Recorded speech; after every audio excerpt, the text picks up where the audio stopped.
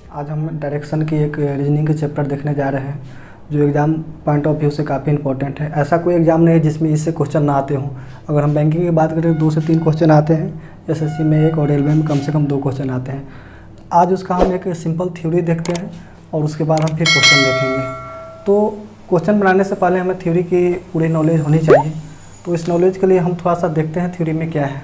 अगर हम अपने हेड की तरफ देखें तो ऊपर की ओर नॉर्थ होता है और जस्ट नॉर्थ के अपोजिट उल्टा डायरेक्शन में साउथ होता है।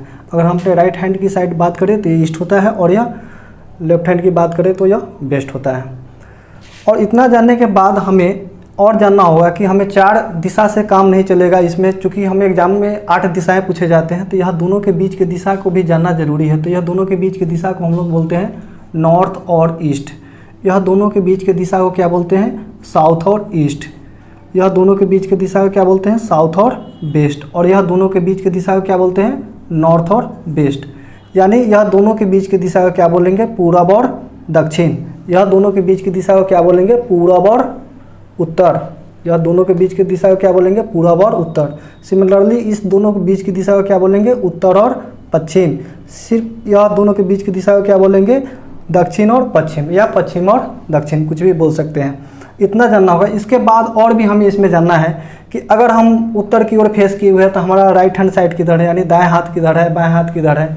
तो अगर उत्तर की ओर हम फेस किए हुए हैं तो इस साइड में हमारा क्या होगा? राइट हैंड साइड होगा। इस साइड में क्या होगा? लेफ्ट हैंड साइड होगा।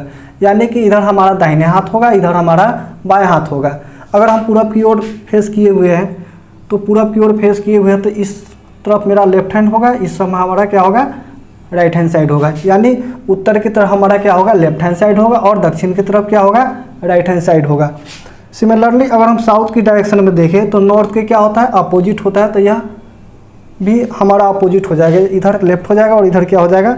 राइट हो जाएगा। फिर यह पश्चिम ईस्ट का क्या होता है? यानी पूरब का अपोजिट होता है तो इधर राइट हो जाएगा और इधर क्या हो जाएगा? लेफ्ट हो जाएगा। इतना जानने के बाद यह एक टाइप की क्वेश्चन इससे तो सॉल्व हो सकते हैं। इसके बाद भी और भी टाइप के क्वेश्चंस पूछे जाते हैं जो एंगल बेस्ड होते हैं। तो चले हम थोड़ा एंगल के बारे में समझ लेते हैं। यह नॉर्थ, ईस्ट, साउथ और वेस्ट, यह दोनों के बीच में एंगल कितना बन रहा है? यह दोनों के बीच में एंगल भी से आधारित सवाल आते हैं। तो यह दोनों के बीच में 90 डिग्री का एंगल बन रहा है। जैसा कि आप क्लास 10th में पढ़े होंगे कि यह 2 क्वाड्रेंट के बीच में एंगल 90 डिग्री बन रहा है। यहाँ भी 90 डिग्री बनेगा और यहाँ भी 90 डिग्री बनेगा और यहाँ भी 90 डिग्री बनेगा। अब सवाल यह आता है कि नॉर्थ और ईस्ट के बीच में टोटल एंगल तो बना 90 डिग्री, लेकिन हम आपको बताएं कि टोटल डायरेक्शन होता है 8।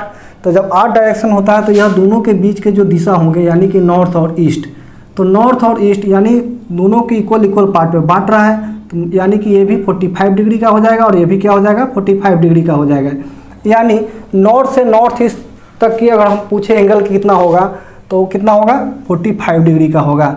फिर उसी प्रकार नॉर्थ ईस्ट से ईस्ट की तरफ पूछे तो कितना डिग्री का एंगल होगा? 45 डिग्री का होगा। सिमिलरली अगर हम साउथ और ईस्ट की बात करें, इस डायरेक्शन की बात करें, तो यहाँ भी यह दोनों के बीच में कितना होगा? 45 डिग्री होगा और यह दोनों के बीच में भी क्या होगा? 45 डिग्री होगा। तो एक टाइप तो सवाल यहाँ से पूछे जाते हैं, दूसरा टाइप के सवाल यहाँ से पूछे जाते हैं। अब तीसरे टाइप के सवाल जो होते हैं वो क्लॉक बेस्ड होते हैं। आइए हम क्लॉक बेस्ड को समझते हैं।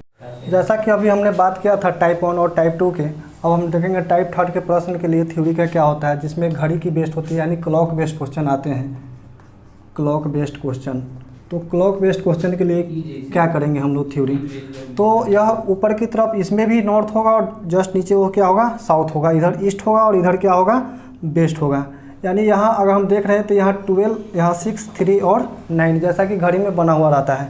अब 2 घड़ी की सवाल करने से पहले हमको 2 टर्मोलॉजी को समझना काफ़ी ज़रूरी है। एक तो आते हैं हमें क्लॉकवाइज और दूसरा क्या आते हैं? Anti clockwise. आपको एग्जामिनेशन में अगर आप हिंदी मीडियम के छात्र हो तो आपको दक्षिणावर्त देखने को मिलेगा। तो इसमें काफ़ी बच्चे को कन्फ्यूजन हो जाते हैं। तो दक्षिणावर्त की दिशा का मतलब होता है घड़ी की दिशा में, यानी कि घड़ी की दिशा में घड़ी आपका चलता है क्या है? इस टाइप से, इस डायरेक्शन में घड़ी चलती है।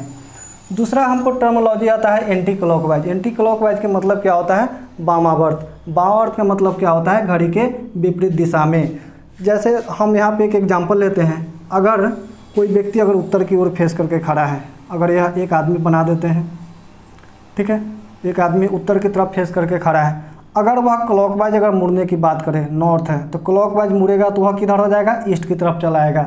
जैसे कि अगर इधर नॉर्थ की तरफ मूव किए हुए, अगर हमको क्लॉकवाइज बोले 90 डिग्री, तो हम किधर हो जाएंगे, ईस्ट की तरफ हो जाएंगे। तो इस बात के काफ़ी इंपॉर्टेंस होते हैं, इस बात को ध्यान में रखिएगा। अब टाइप 4 के क्वेश्चन पूछे जाते हैं। टाइप 4 के क्वेश्चन जो पूछे जाते हैं वह शैडो बेस्ड क्वेश्चन होते हैं। टाइप 4 शैडो बेस्ड मतलब परछाई आधारित, परछाई पर आधारित। तो परछाई पर आधारित तो सिंपल सवाल है।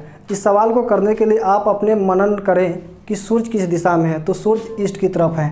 तो अगर मान लो सन यहाँ पे है, मान लो कि सन यहाँ पे है, सन यहाँ पे है। अगर सन यहाँ पे है तो यहाँ से अगर लाइटिंग आएगा तो इस आदमी का परछाई किधर बनेगा, हमेशा इस तरफ बनेगा। अगर सूर्य पूरब की ओर है तो परछाई किधर बनेगा, पश्चिम की ओर बनेगा। सूर्य अगर पूरब की ओर तो परछाई किधर बनेगा, पश्चिम की ओर बनेगा। तो इस पर आधारित हम प्रश्न देखेंगे। अब हम कुछ प्रश्नों के अभ्यास करके देखते हैं। आगे क्वेश्चन करने से पहले हमको कुछ और इम्पोर्टेंट पॉइंट देखने होंगे। जैसे कि डायरेक्शन में हमें डिस्टेंस निकालने होते हैं, तो डिस्टेंस हमेशा जो निकालते हैं वो किसी भी दो ऑब्जेक्ट के बीच की जो दूरी होती है हमेशा शॉर्टेस्ट डिस्टेंस को निकालते हैं। जैसे अगर कोई आदमी अगर यहाँ से चलना स्टार्ट करता है, यहाँ से चलना स्टार्ट करते हुए पॉइंट बी पे पहुँचता है, सी से चलते हुए पॉइंट बी पे पहुँचता है, फिर बी से वह उत्तर की ओर में यानी इधर से मुड़ा और कहाँ पहुँच गया, पॉइंट ए पे पहुँच जाता है। तब सवाल हमसे पूछा जाए कि आप बताओ ए और सी के बीच की दूरी कितनी है। एग्जामिनेशन में अगर आप यहाँ से इस डिस्टेंस को और इस डिस्टेंस को जोड़ के अगर लगाते हैं तो आपका आंसर गलत हो जाएगा। तो हमेशा भी कोई भी दो ऑब्जेक्ट के बीच में यानी दो बिंदुओं के बीच में सबसे जो नज़दीकी दूरी होगा उस नज़दीकी दूरी को हमको फाइंड आउट करके लगाना पड़ता है आंसर। जैसे एग्जाम्पल के तौर पे ये फार्मूला हमको ध्यान में रखना है। एग्जाम्पल के तौर पर सवाल देखते हैं। जैसा कि सब इम्पोर्टेंट पॉइंट देखे थे उस पॉइंट से आधारित हमें कुछ क्वेश्चन देख लेते हैं। जैसा कि हमने पढ़ा था कि अगर हमको ये निकालना है सी और ए के बीच की दूरी तो एच होता है और एच के लिए हमें यह फार्मूला को अप्लाई करना है। तो देख लेते हैं कि क्वेश्चन इस पे किस प्रकार के पूछे जाते हैं। जैसे कि हमें दिया हुआ है कोई व्यक्ति उत्तर की ओर 3 किलोमीटर जाता है, दाईं ओर मुड़ता है और 4 किलोमीटर की दूरी तय करता है, तो बताएं। तो इससे आधारित 4 तरह के क्वेश्चन पूछ लेते हैं। पहला तो सवाल आपसे यही पूछ लिया जाएगा कि कुल दूरी कितना तय किया, कुल दूरी कितना तय किया। दूसरा टाइप का सवाल आपसे इससे रिलेटेड पूछ सकते हैं कि प्रारंभिक स्थान से वह कितना दूर है, प्रारंभिक स्थान से वह कितना दूर है। तीसरा टाइप का सवाल क्या पूछ सकते हैं आपसे कि प्रारंभिक स्थान से वह किस दिशा में है। और चौथा सवाल आपसे यह पूछ सकता है कि अब वह किस दिशा में जा रहा है। एग्जाम के ट्रेंड को देखते हुए आजकल ये 2 टाइप के सवाल ज़्यादातर पूछे जाते हैं। यह और यह टाइप के सवाल बहुत ही कम पूछे जाते हैं। लेकिन अगर आप बैंकिंग सेक्टर के एग्जामिनेशन देने जाते हैं तो यह और यह सवाल देखने को आपको मिल जाएगा, पहला और चौथे टाइप का। लेकिन जनरली रेलवे एसएससी में आपको 2 और 3 टाइप के सवाल देखने को मिल जाता है। तो आइए इस क्वेश्चन को हम सॉल्व करके देखते हैं कि किस प्रकार से सॉल्व करते हैं।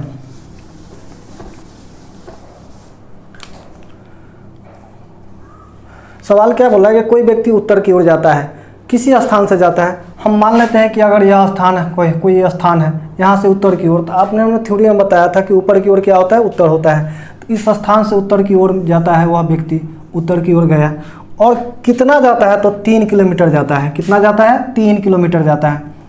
उसके बाद में दाईं ओर मुड़ जाता है, दाईं ओर मुड़ जाता है। अभी हम आपको बताएं कि अगर उत्तर की ओर मेरा फेस होगा तो दाईं ओर किधर होगा, बाईं ओर किधर होगा। तो सिंपली आप वहाँ से देख सकते हैं कि इधर मेरा दाईं ओर है, क्योंकि हम उत्तर की ओर मेरा अपने हेड की तरफ है तो दाईं इधर होगा।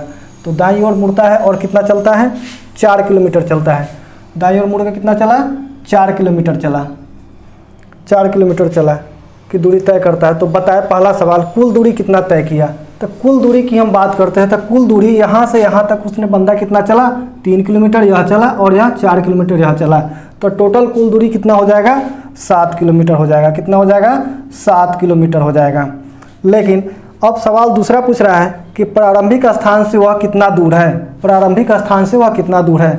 तो उसका यह स्टार्टिंग पॉइंट है और इसका यह क्या है, एंड पॉइंट है। तो स्टार्टिंग पॉइंट से एंड पॉइंट का सबसे नज़दीक दूरी हमको निकालना पड़ता है। तो सबसे नज़दीक दूरी निकालने के लिए हमें क्या, अभी जो हमने पाइथागोरस थ्योरम देखा था उसका उपयोग करेंगे, यानी कि हमको एच निकालना है। और एच निकालने के लिए अभी आपको हमने फार्मूला बताया था कि इसका स्क्वायर जोड़ इसका स्क्वायर रूट अंडर। तो रूट अंडर एच बराबर क्या हो जाएगा, 3 के स्क्वायर जोड़ क्या, 4 के स्क्वायर। यानी रूट अंडर 9 + 16 रूट अंडर 25, और 25 का स्क्वायर की रूट कितना होता है 5 होता है, यानी 5 किलोमीटर। तो इसका सवाल का जवाब क्या हो जाएगा 5 किलोमीटर। अब आपको ध्यान देने वाली बात यह है कि एग्जामिनेशन में आप जाइएगा तो अगर यह सवाल आपसे पूछता है तो आपको ऑप्शन ए भी दिया हुआ रहेगा, आपको ऑप्शन ए भी दिया हुआ रहेगा। तो आप सवाल को सही से पढ़ें कि आपसे कुल दूरी पूछ रहा है या प्रारंभिक स्थान से कितना दूर है यह पूछ रहा है, इस बात को आप दिमाग में रखिएगा। अब आते हैं तीसरा सवाल, वह पूछ रहा है कि प्रारंभिक स्थान से वह किस दिशा में है। तो प्रारंभिक स्थान हमारा यह है और एंड यह है।